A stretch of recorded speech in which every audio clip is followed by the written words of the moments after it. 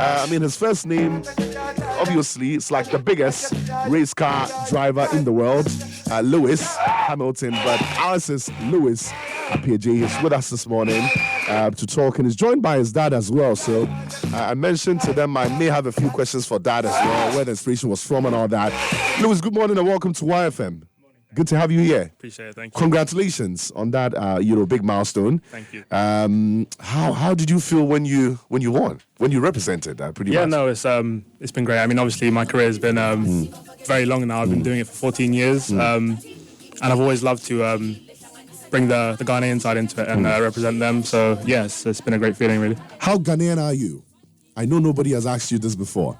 That's a good question. I mean, obviously, my dad's Ghanaian, and I'm also half German, but I love to bring that side into my career because obviously I see the passion that Ghanaians have for racing and motorsport, and obviously it's my blood, my heritage. So we love to always include that. Is there anyone in the family before you that loves the same thing you love?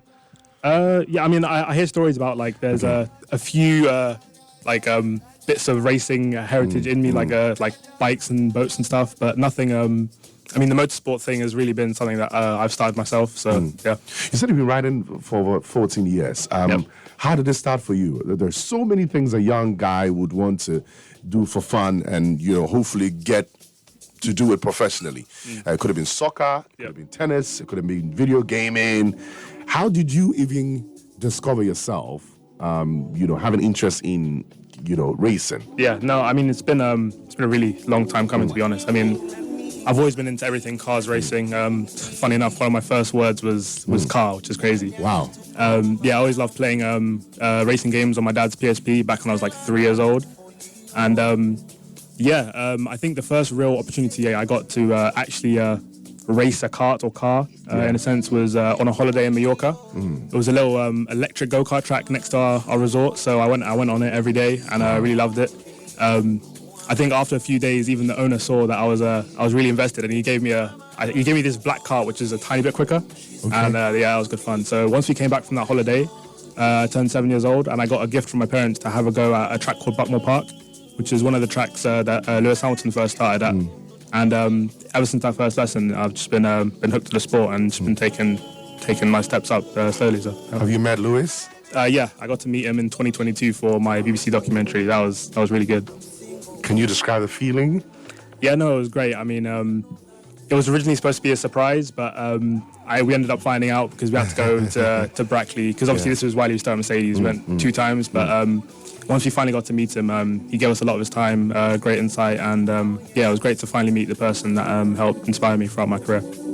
What kind of sacrifices did you have to, make to get to this point? I know nothing comes easy in life. As a young guy, I mean, you have your growing up space, you have the period to explore life, but you decided to stay focused and do this. What kind of sacrifices do you have to make?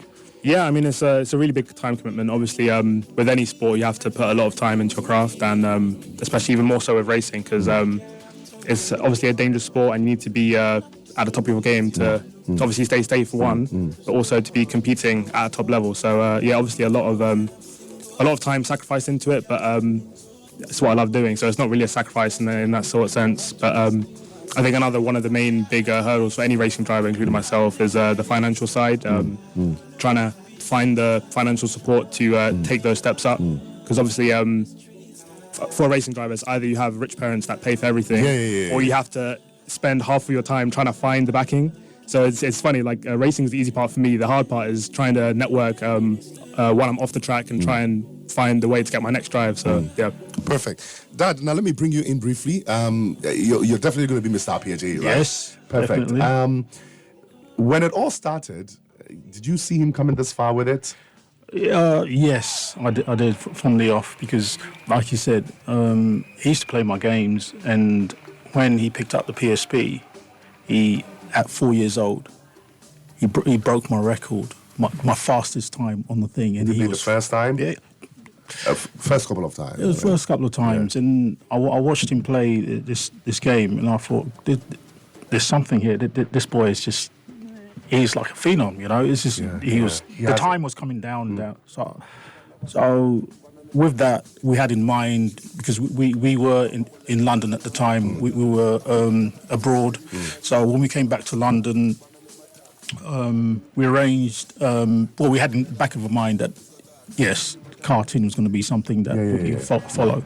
So, like you said, when we were on holiday, he just headed straight for the Mosset, the little kiddie kart place, and yeah, he was good. So his first season as they start at Bambino level. They call them Bambinos because they're literally six or 7 years old.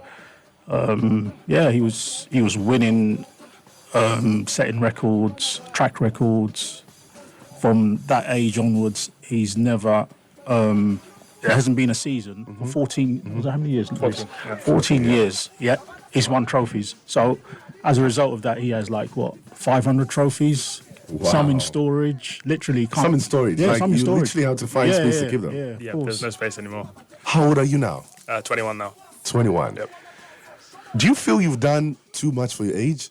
Sometimes, does it ever hit you? I mean, throughout my career, it's always been obviously, it's not like the natural thing for a kid to be bringing home a bunch of trophies. But obviously, it's all thanks to the hard work and the help that I've got from my parents. So yeah. Be honest, right? Did this journey take a bit of your attention for studying and I mean, obviously doing school from you? Did you at any point have to struggle, balancing both? I think it's really been, for me, I think it was quite easy for me, funny enough, because I was always, he was always pushing me in with my studies, and I was always several years ahead. I mean, I like that. Yeah, when I was in year 6 in school, which is primary school, I was already covering content for secondary school. So I was always ahead in that sort of sense. So for that reason, I didn't really find it that difficult to balance it. And I think it's good because obviously racing is a huge time commitment. Obviously, you have to put a lot of work in. Yeah. So being ahead throughout my academic career really helped. So yeah. Now, before we get to talk about the recent wins you've had, I mean, obviously you come into Ghana, your purpose here. I want to find out. It's also a personal question. I mean, it's something I've always wanted to ask people who are into your kind of sport. Do you mentally have to struggle when you actually sit in a real car to drive? Not a real car as in real car, but when you're off the track and you're on the road. Do you sometimes get challenged to get into that mood? Oh, definitely, yeah. I mean, funny enough, I've passed my driving test. Yeah. I have my license, but I'm not insured, so I don't drive on the road a lot. Okay. But when I am on the road, it's obviously you're in that mode, yeah. Because I mean, my first experience racing or driving in a car was on a racetrack, obviously in the go-kart. So going onto the road, it's you're in a car, but obviously it's a lot different. So obviously I know to snap out of that mode, but yeah, sometimes you can think, want to go fast. Nice, Daddy. Does the issue of safety pop up in your mind whenever you think about how far your son is going to go? I know it's a very dangerous, sport. Does it ever cross your mind? I mean, initially when he started and we saw a few crashes, it was wow, because you see these kids fly. I mean, you see them flying around the track at 40 miles an hour at the 8 years old, going really fast on these tracks, and sometimes they come off. And I mean, touch wood, Lewis came. He's only had one incident, and when he came back to the paddock, he was more concerned about the car than himself. And I thought, okay, he's built for this, because sometimes you get some kids who will come off, and that'll be it. The shock of just having an accident will just put a stop to their journey straight away. So with his reaction, just taught us that he was wired up for this type of game, and he just thrives each time he's on a track. He has it coming always. Do you have any other interests aside, motorsport? Yeah, I mean, all sorts. Obviously, love playing games when I'm in my free time. Obviously, a lot of my time is on the sim, but when I'm not on the sim, I'll be playing games. Obviously, I'm also due to the racing, I'm a very competitive person, so I'm into all sorts of sports. I watch football. I used to do fencing. Funny enough, I did fencing and athletics to keep the fitness up off track. Because obviously I wanted to play football when I was a kid, but he didn't allow me because obviously any injury in that would be the end of my career. So I think fencing was really good for hand-eye coordination, reflexes, and overall fitness, and then obviously athletics. About the same thing. So yeah. Your dad just mentioned that you've had so many trophies, obviously a lot of wins, so much that you have to even get some in the storage. Out of all these wins you've had, can you describe one as your most, your favorite moment? What makes it memorable? What was special about that moment? Yeah, I think my favorite one would definitely be, I say this all the time, it's my first international race, which is in Dubai. So obviously back in, I think I was, 10 years old? Yeah, 10. Yeah, I was 10. about 10 years old, yeah. I was competing in a series called the Saudi World Series. It's a rental kart series that takes place around the world. And you have to collect points throughout the year to qualify for the World Finals in Paris. So I was trying to qualify for that year because I'd tried for, I think, 2 years and I hadn't qualified yet. So that was my first year where I had a good chance.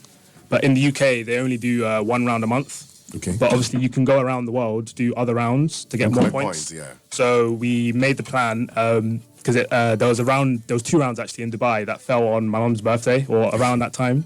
So we made the plan to tell her that it wouldn't be nice to go to Dubai for your birthday. And then during that, obviously, I also had in the back of my mind, there's 2 rounds there on the same day where I usually get 1 a month. Yeah. So it's like, okay, let's do that, and then put a lot of work into it and.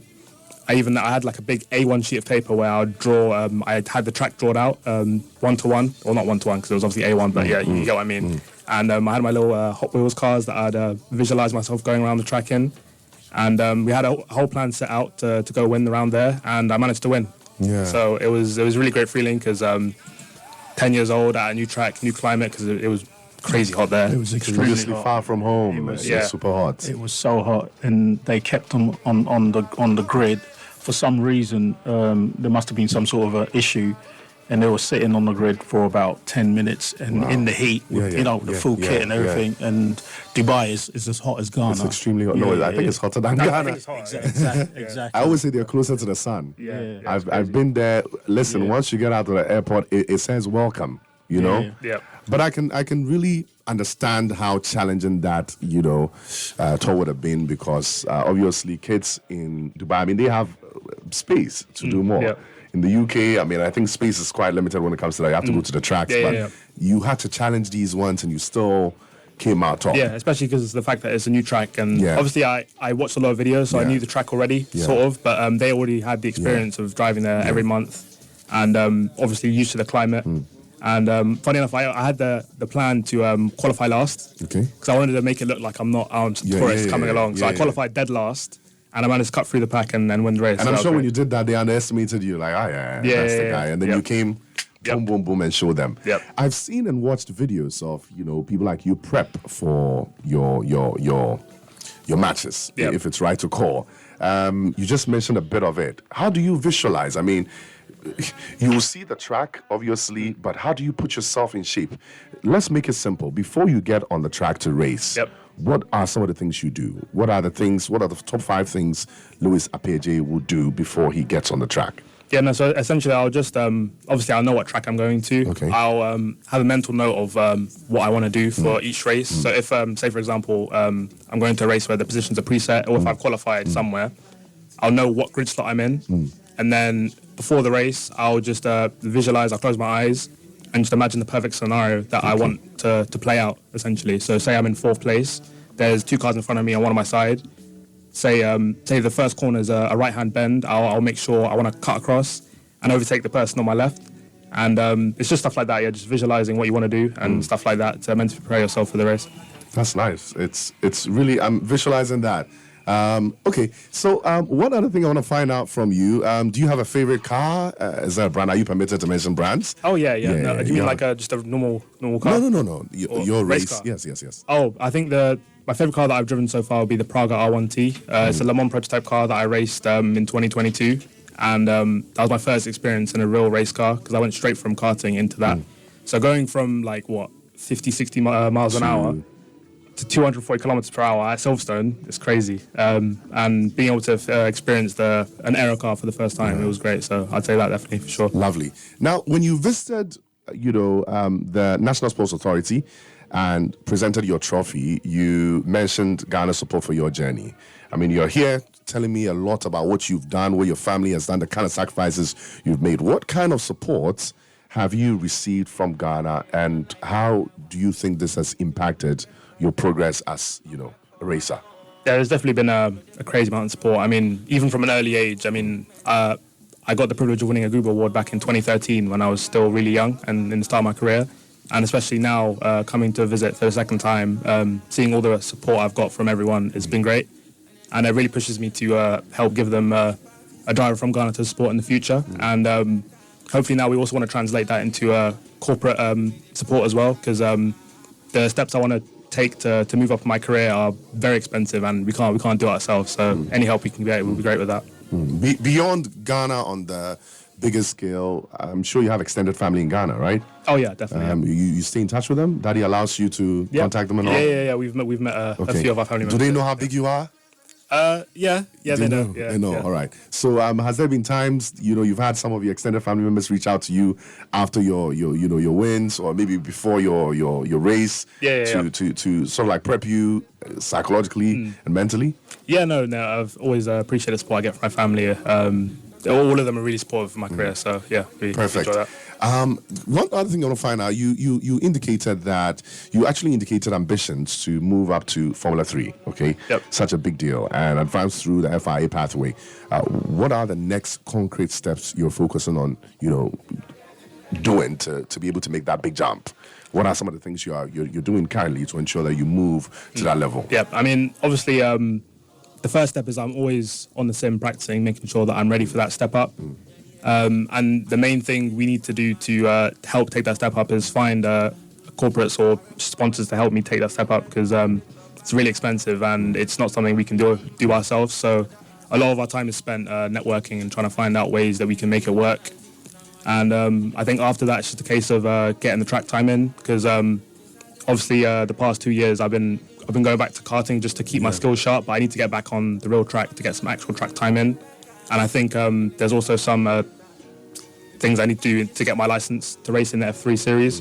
So hopefully once we secure the sponsorship, we're getting some track time in, some testing, making sure that I have all the requirements set for my license, and then hopefully be set to take that step. Nice. Out of that same conversation, it was mentioned that you guys proposed an ultra-modern go-karting facility. I think Dad mentioned that it was your first, shot at it, and it helped you. So obviously it's something that can also help other people. And you're looking at involving the Motorsports Federation, and also the Karting Africa, team. What excites you most about this project, and how do you think, on the broader spectrum, how do you think this project will benefit Ghana people? It's not really a thing we do out here. How do you think realistically this will benefit us? Yeah, no, I think it would be great. Obviously in the UK we have the privilege of having a few international level tracks with all the best facilities. So I think having that in Ghana would be great to see the grassroots level in Ghana just come through, really, because I know karting is really just a recreational thing over here at the moment. So any kid that's watching Lewis Hamilton or any of their favourite F1 drivers, there's no real route for them to go follow that path. True. So hopefully once we get that underway, that first big step with having the track would be the building grounds for helping develop talent over here. So looking forward to it. Perfect. Beyond that, part of the facility plan includes, esports, which is something I'm very familiar with. Yep.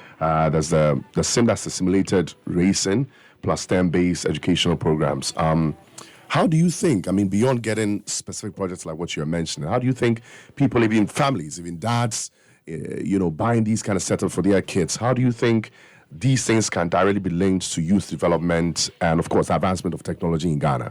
It's becoming a thing. Samsung, all these brands have VRs and the likes. You watch YouTube and you see people building a whole set at home with TVs, to give you the simulated view and that. How do you think these things can, improve development of the youth in Ghana? Yeah, no, it's really important, especially for the motorsport side, because, being able to use a sim and being able to do good sim work is crucial for any racing driver. At home, my sim with my VR and my all my pedals and everything, it substitutes test time for me because I can just go on my sim whenever I want and get good track time in. So if we can have that hub in Ghana, and even just the facilities to help a kid just want to go and hop on to give it a go, then it gives that base to just help train them up. So I think it's really important, especially also for the technological side. Help developing engineers, because with the esports and the sim side, there's obviously also the technical side with the cars. There's loads of things you can set up with the car. So even if you're not a driver, there's multiple facets to it. So I think there's definitely a good thing. I think just even add to it, I mean, I'm thinking on the wider scale, the DVLA and DEMS can also start benefiting from it, because then you don't always have to get on the road outright and start getting into accidents to learn how to drive. When we get these systems and setups here, people can literally just walk in and start the same training for maybe a week before they actually get on the road. You are such a great guy. You're a dual citizen, you're Ghanaian, you're British. Beyond being just a sports figure who's out there winning and representing Ghana, do you see yourself as an ambassador who has a purpose beyond what is expected of you? If yes, what do you see yourself doing in terms of responsibility? What do you feel is expected of you as such a person in a field that is not very familiar to the average Ghanaian? Yeah, no, I definitely see it as a great responsibility, because even back in the UK, there's been loads of drivers that have come up that have said, they've seen my journey and they've taken inspiration from it. So I think especially helping with the Ghana Motorsports Federation and helping build up that program, I think obviously that responsibility I have is it's a great deal to me, and I think hopefully in the future we can see some Ghanaian talent come through into motorsport. So that's the dream for us. Great. It's been a long journey being back here and preaching something that once again people are not very familiar with. How do you see the reception so far? In all honesty, do you think people are picking up? Are people interested to know more? Yeah, definitely. I mean, obviously, I already knew about the passion that they have for racing, but seeing the support we've got with all the meetings and all the interviews we've had. Even yesterday we went to go to the British High Commission, and just seeing the support, I think it's a very tangible thing that can happen, because I think if you asked me a few years ago with the whole ultra-modern kart track thing, it would have been just like a dream to me. But after this visit we've had and seeing the response we've had to it, I think it's a very feasible thing, and I think in the next few years, hopefully we can see it take off the ground. Great. You spoke about your biggest moments. You've spoken about some of the things you had to sacrifice, things you'd like to see get done. Have you faced some very major challenges in your journey as a racer beyond probably what you've already mentioned, like the money and the funding? Are there specific challenges you face, you wish and hope to clear out of the way for people who are coming up, to avoid? Obviously, I think even though you said the money side, that is... You bring it back in, right? Yeah, I mean, that's the only real hurdle that I've had in my career. And I think it's very important for any driver coming up to understand the difficulties with it. Because I speak to a lot of people that come from the outside world of... They don't know about motorsport. And they're surprised when I say, it's not about how good you are. It's really about how much support you have and who you know. So it's really a case of being aware of that and knowing how to navigate that. Because, I know myself that I could be an F1 right now if I had the money. But it's just a case of making the right connections and knowing how to network. That's one of the main skills that a driver needs. It's not just about how good you are on track. Back in London, are there scholarships for people like you? Not really, because it's such an expensive sport. I understand why it's an expensive sport, because obviously it's the pinnacle of motorsport and engineering. There's obviously a bunch of engineers and people working on your car that you have to pay for. But it's difficult, and knowing how to navigate that will really help a driver in their early career. Great. I forgot to ask in the beginning, but I think I'll bring it back in. You mentioned that you're able to really balance your studies and the sport you're in. What are you studying now? I'm not studying at the moment. Right now, I'm taking an extended gap year just to focus on the racing. So once I finished all my studies in the UK, I said, look, I want racing is what I want to do. Full time. Yeah. So why not carry on? Because I mean, there's no degree for racing, so might as well see where it takes me. And at the time, obviously, I was in the process of making my BBC documentary, so it just seemed like the right decision to make. And obviously, it's going to work out. But if it weren't to work out, there's always It will work out. the opportunity to go back. Right? It will work out. Of course, it'll work I mean, out, you've yeah. come so far, Charlie. 14 years. No, you've come so far. So far, so good. I did economics. I always say all other things being equal, you're going to make it. I mean, once you keep at the same pace and you keep adding on, I mean, it's just like racing. You know, you take off and bits by bit, you build momentum before you realize you're out there. When you came back and did your presentation, you also dropped a signed portrait, with Lewis Hamilton. Yep. You gave that to the NSA as a symbol of, shared vision. You stated that you met him in the past, but in terms of icon representation and motivation, what does Lewis Hamilton's career mean to you as a young racer?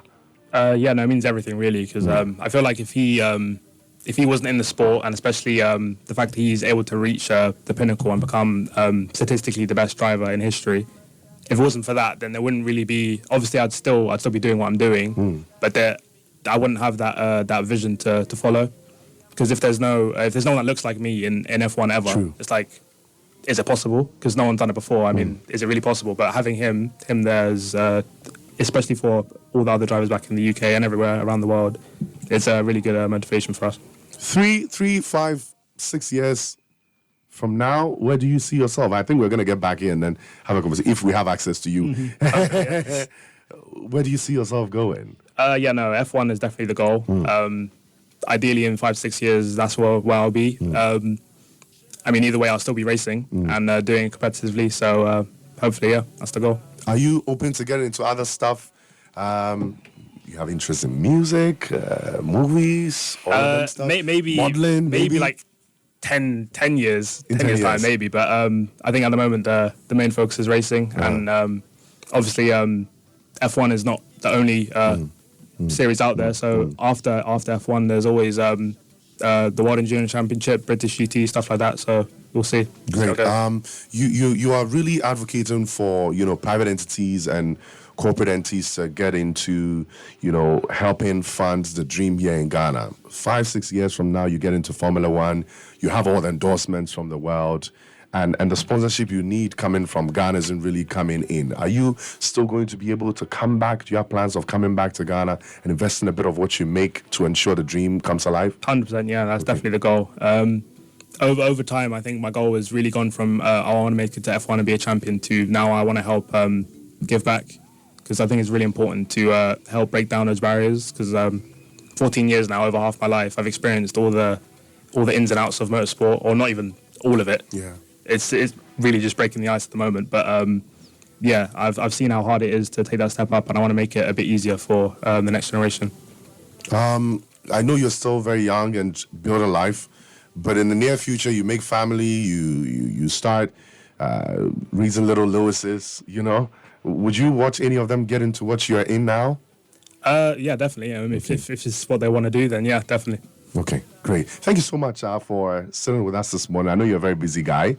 We do appreciate you. YFM is a station for the young and the young at heart. We push and support the youth, and we're very proud of you. Thank you. Your achievements are great. It speaks well of, the Ghanaian youth.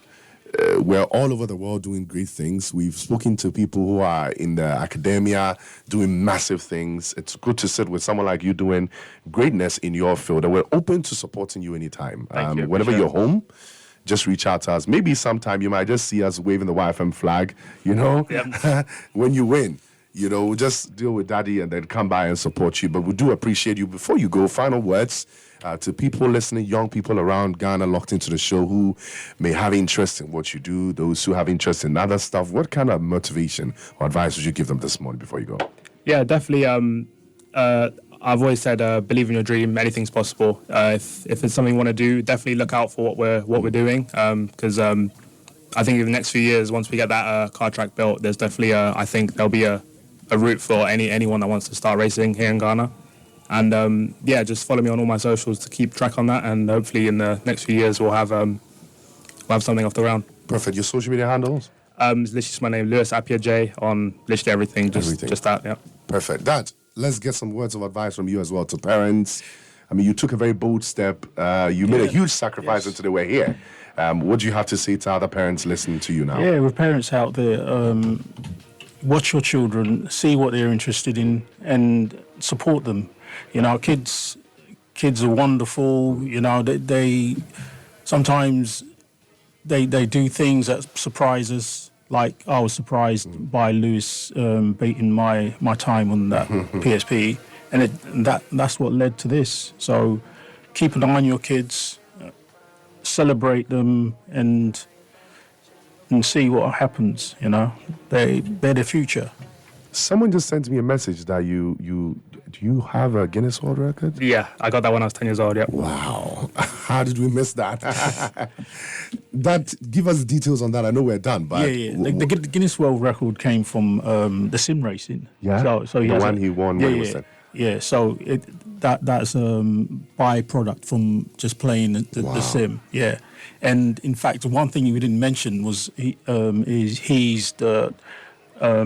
Brandon, was it? Patron for Ghana Esports. Yeah, Ghana Esports. He's involved in Ghana Esports as well. Ghana Esports are doing big things at the moment, and this is something that we want to support in a big way as well.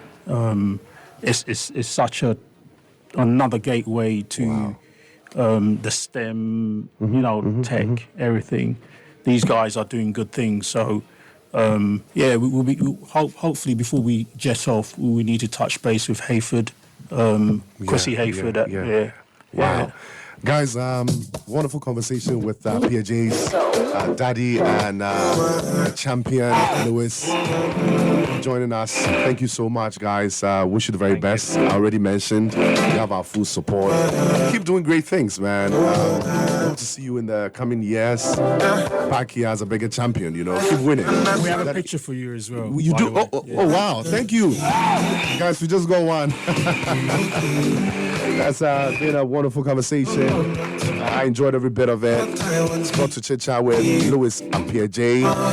He's a BP sports champion. He's a motorsports champion. He's just 21 years. Doing great things around the world, representing Ghana and the UK. Listen, get online and just Google Lewis Appiagyei to find out more about him. Get in touch with him on the social, Lewis Appiagyei, across all. He checks his DMs, so just reach out to him and he'll definitely respond back, okay? 18 after 11, this is Y107.9 FM.